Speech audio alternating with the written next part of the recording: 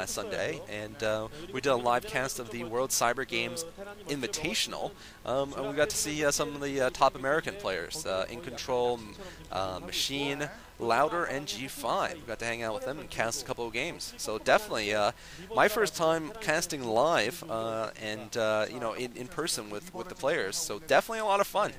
We're going to be seeing some kind of drop here. It's not going to be a Reaver drop. It's most likely going to be some kind of Reach-inspired drop, a Bulldog drop, in other words, named after Reach, because Reach has huge bullocks. That is right.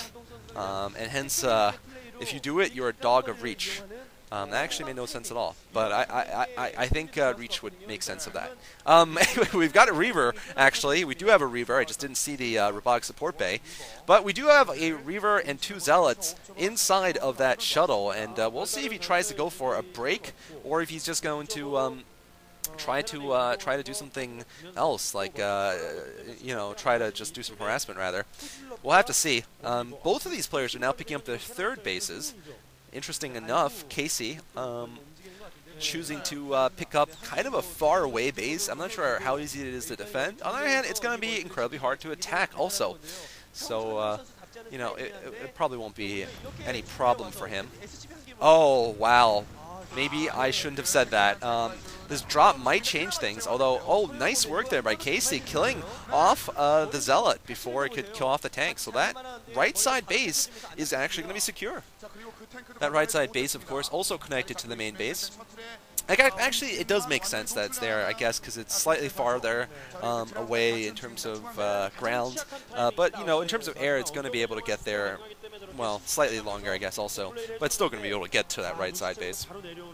Anyway, it looks like Guemchi could be deciding to go for an attack in the front. This is something Reach is very good at, finishing off the game at this stage, as sort of an unorthodox stage of the game. This is a timing window that often players just sit back, and you know, Pro Ops players just oftentimes just sit back and expand. Whereas here it looks like Guemchi's going to take the initiative, and let's see how good Casey is in his defense. Casey losing his barracks. Wow, I guess he just needed to hold that wall and just decided not to lift up. But he could be in trouble here. I don't know if he has enough units to be able to defend his 3 rather widespread bases. We're going to have to see. There might be a Dragoon drop back here to harass. I don't think it has the range, though, to outrange the tank. It won't have the range. Oh, yeah, that's not going to work. But the Reaver is going to be dropped. And, oh, actually gets 2 SCVs. Nice work there. Now, the Reaver being dropped again. Is he going to get the tank? He looks like he gets a shot off on the tank. 2 shots off on the tank. Nice work there by Guemchi. Oh, boom. Boom on those Marines. Man, Casey not looking very smooth here in this game so far, I got to say. I think they're wishing they had, you know, a boxer or, you know, somebody else they could throw in than Casey at this point. And a bunch of gateways going up now for Casey. I'm sorry, gateways going up for Guemchi, rather. And Casey has a starport. We'll see if he decides to build a Wraith. That could be a possibility, actually. It might be a smart move, in fact, in order to shoot down that shuttle and just end that threat for a while. We'll have to see. Guemchi decided to pick up his 4th base. This is the... actually, his base, that base is quite vulnerable. Surprised he picked that up, because it is right out in the middle of nowhere. It's like literally undefended. It's just 5 mineral patches also. And it's just completely open in the middle. So that base could go down very easily if Guemchi loses control over the middle here. And what I'm surprised by is that Casey's army is so small. He's been mining pretty much unimpeded, only impeded a little bit for a while, and off of 3 bases. So he should have a lot of vultures, but so far we're not seeing that. We're just seeing a couple of tanks, and really I expect more here from Casey. Looks like the Protoss Guemchi has gotten 2 shuttles. Let's see what he does with them. Is he going to go for the right side, try to land some more worm-like tank devices into the expansion on the right, or if he's just going to hang out for a while? We'll have to see. There's a spider mine being... Oh, there's a spider mine there. Going to spot things for Casey. And there we are again at that annoying spot behind the natural expansion. I guess this would be one of the naturals, actually. It is a natural. Anyway, oh, nice push out here from Casey, I gotta say. Now he's finally getting a bit aggressive. He's planted a couple of mines. Nice work. and he managed to kill off a couple of Dragoons there without the cost of, without the loss of any tanks. But I really feel like Casey could be doing a better production job here than he has been. Interesting, he's taking the middle expansion too. Now both players have taken the middle, so basically they're going to have to rely on being able to hold the center or else they're going to lose these bases. But I guess he figures he's going to reinforce along this line anyway.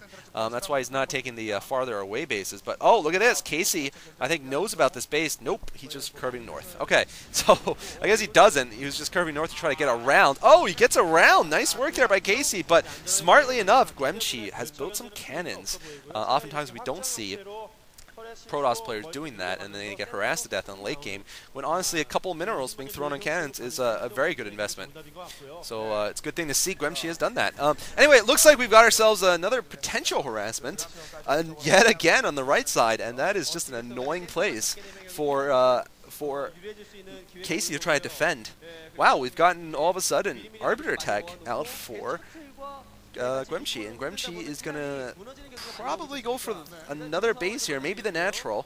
Yes, he is going to go for the natural. No, he's just going to go for the second natural again, and just approaching from a different direction. Nice work. He really has, as you can tell, pretty good reaver control, and he's pretty confident with it. Hence, he wants to just use that as much as possible, use his, what he's good at. Strong suit. Oh, boom, though. I think the Vultures killed that reaver, or it landed on mine. And now this drop has been cleaned up pretty much. He has managed to do a little damage, but I really don't think it will be enough to make him win the game by that alone, by his reaver harassment. I would say it's probably helped him not get overrun, because Protoss often, need to be able to do something to the Terran. And I think it served its purpose there, but I don't think it's been, lethal damage by any means. And so basically both players, I'd say, are about even.